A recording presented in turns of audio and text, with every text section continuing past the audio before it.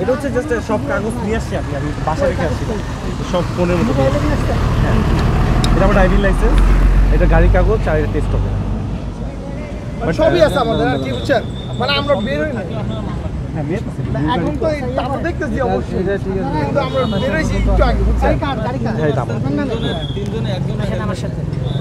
এই মিদুল শুনুন, আমাদের একটা কি হয়েছে ভাইয়া? আসলে হয়েছে কি, আমরা রাত্রিবেলায় বের হয়েছি, তো আমরা বুঝতে পারি যে এখানে আর কি এরকম হবে। তো এতদিন তো বের হওয়া নয়, কুরবানির জন্য, ঈদের জন্য একটা ছুটি পাইনি কা, তো ছুটির জন্য আজকে বের হয়েছি। একটা মেহমান আসছে, একটু ঘুরে আসি ঢাকা শহরটা যেহেতু নীরব, রাত্রেবেলা বের হয়েছি, ভাবছি একটু নানিজির আবার যে খাওয়া দাওয়া করবো। তো এখন তো এখানে আইসে দেখি যে সেনাবাহিনী আটকা ফেলাইছে। তো এখন ওনার আর কি হেলমেটের জন্য আর কি মামলা, কাগজ তো সবই আছে।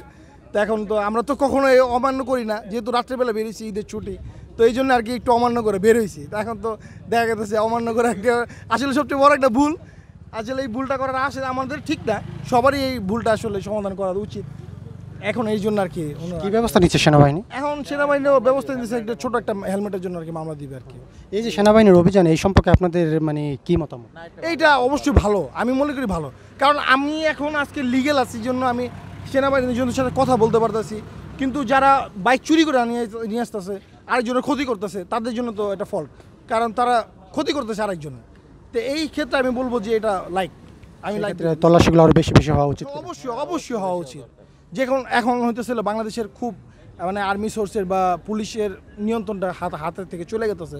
তো এইগুলো আসলে প্রয়োজন আছে, খুবই প্রয়োজন। এটা বাংলাদেশের জন্য আসলে আমি মনে করবো যে এটা আরেকটু আপডেট হওয়া বেশি ভালো।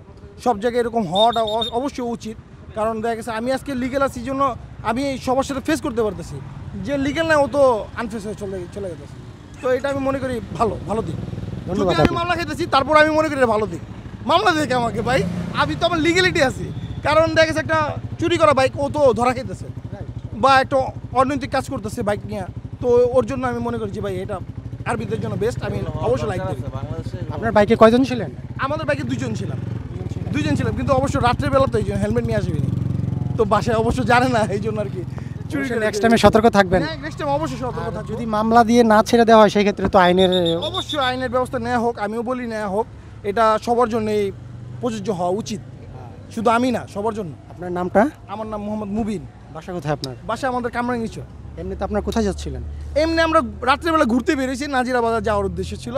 একটা গেস্ট আসছে, তোমাদের সাথে খাওয়া দাওয়া করবো, এই জন্য ভাবছি একটু ঘোরাফেরা করে তারপর ওইখানে চলে যাব।